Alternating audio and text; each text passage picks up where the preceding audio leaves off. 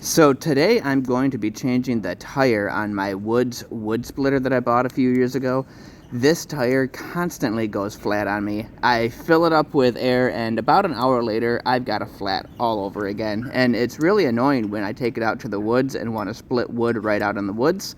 So I finally broke down after several years of dealing with this and just bought a new tire.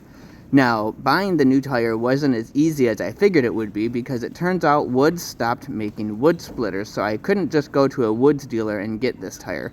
I called around to several tire shops, including tractor shops and small ag shops, and none of those shops could get this tire for me either.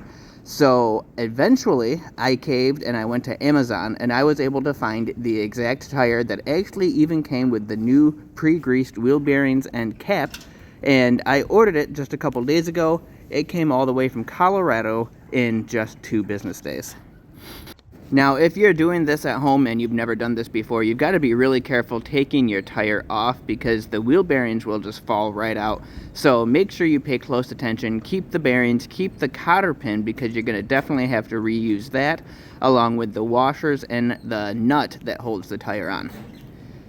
I pulled the pre-greased wheel bearings out of the new tire and I set them off to the side on the top of the wood splitter where it's clean, and I shimmied the tire up onto the axle. Now it slides on pretty far and it'll come to a stop, and then it actually goes maybe a quarter of an inch farther. There's just like a rubber washer that holds it up a little bit. After you slide the new tire onto the axle, you can put the wheel bearings in over the axle, and they're kind of cone shaped. You want to put the smaller of the cone ends in first. In fact, I don't believe it's even going to go on the other way.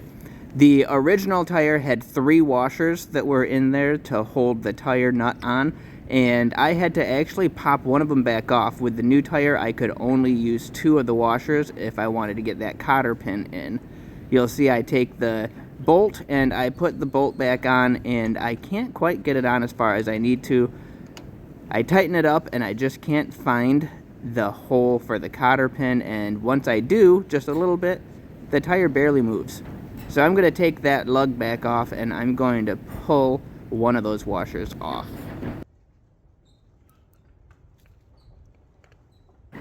Now you can probably hear in the background, and in case you're wondering, I am outside right now and the wind chill according to Siri is 7 degrees. According to Alexa, it's 11.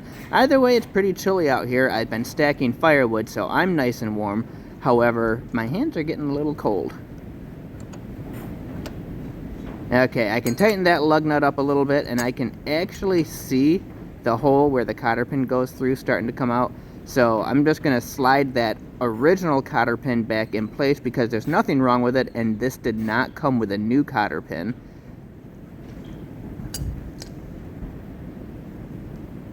The way this is designed, once I get that cotter pin in, the lug cannot turn any direction and come back off. That's the whole purpose of the cotter pin. So I'm going to put that in and I'm going to bend that so that this cannot come back off.